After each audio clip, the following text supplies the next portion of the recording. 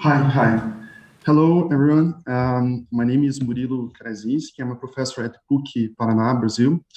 And together with my colleague, Murilo Mariano Vilaça, professor and researcher at Fiocruz, also in Brazil, we are here to present our paper whose title is Make It More Complex, Axiological Futurism within the Reflection on Existential Risks. So I'm going to share my screen here, and we are going to start right now. Murilo would like also to thank FAPERJ, Fundação de Amparo à Pesquisa do Estado do Rio de Janeiro, for funding this research.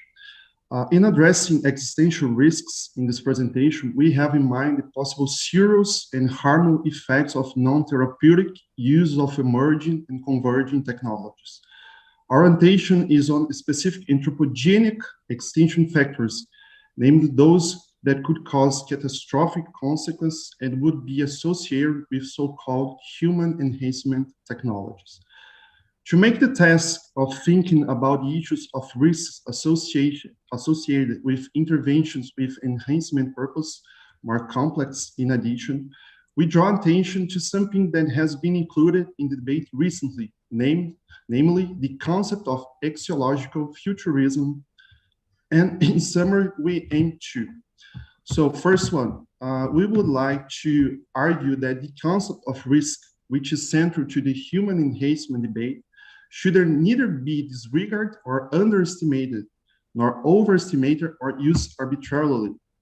Put another way, one must take the concept of risk seriously and not use it simply as a term in a discourse or rhetoric, whether pro-enhancement or anti-enhancement.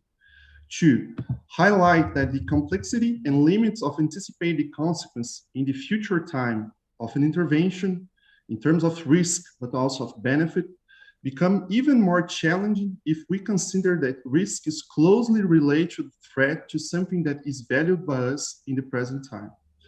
Three, to propose a reflection on a question that seems fundamental to us. Considering that risk analysis or risk assessment about human enhancement technologies is a kind of futurological and axiological investigation, and that our values change over time, how to deal with some level of objectivity and estimation accuracy with the risks of human enhancement. To introduce our presentation, we would like to highlight three trivialities. First, scientific and technological progress has elevated human capacity to intervene over nature, include so-called human nature, a concept that deserves great critical attention over the various sphere of reality. Second, our capacities to intervene and change seem to demand the capacities to foresee, predict, anticipate, estimate, prevent, and take responsibility for the risks of causing harm.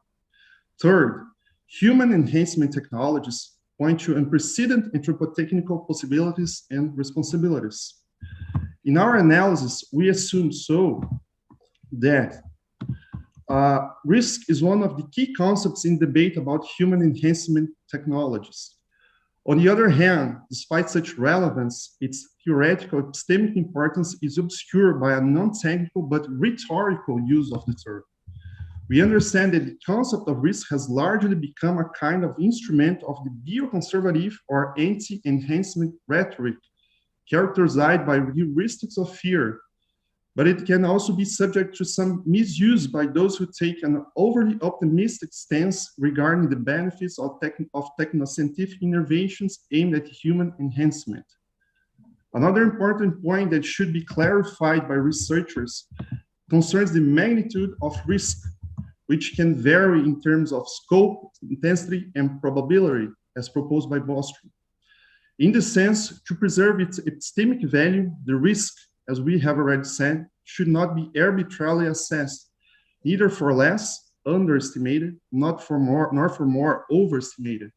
This requires the application of scientifically reliable risk analysis methods. Moreover, we think that a theoretical approach to the relationship between risk and value can lead us to another level, deeper and more complex, of understanding about what lies ahead in a future even more strongly marked by techno-scientific advance. In this sense, our focus is on relationship between risk and value. Therefore, in the first place, we endorse the argument of John Danaher, for whom it is necessary to develop an axiological futurism, that is, a systematic and explicit inquiry into the axiological possibility space for future human and post-human civilizations, with a specific focus on how civilization might shift or change location within that axiological possibility space. Also, according to Danaher, this job of the axiological futurist is to sketch different possible axiologies and anticipate the future trajectories we might take through the axiological possibility space. Since the axiological possibility space may be too broad, susceptible to over-imaginative speculation, we endorse the suggestions of Jerome Hofstadter, for whom, first, axiological futurism would benefit if it restricted itself to what it calls realistic possibilities. Two, the axiological futurist should be aware of realistic possibilities that entail substantial normative risks.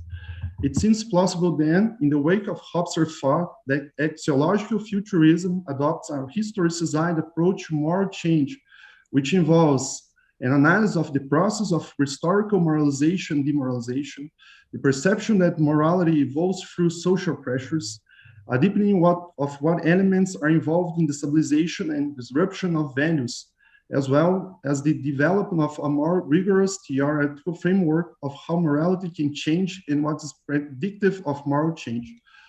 From such premises, our researchers walk on quite a fertile ground for discussion, especially when we take into consideration the risks related to human enhancement technologies and how they can disrupt the present and the future axiological space. We understand that the analysis of axiological futurism within the reflection of existential risks is fundamental for a better understanding of the future that awaits us. We hope to have contributed to the debate, and here are our contacts. Thank you very much. Apologies for mistaking the name of the talk. Great. Any questions from the room? Yeah, please.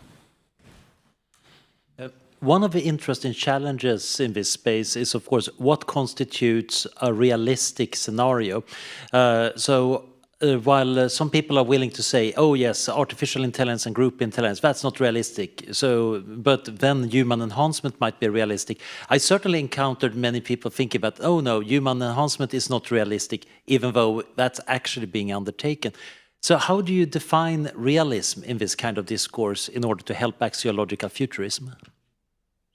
Yeah, that's a great question. When talking about these scenarios, people think that we're talking about scientific fiction, for example, or they are talking about something that might never happen in the future.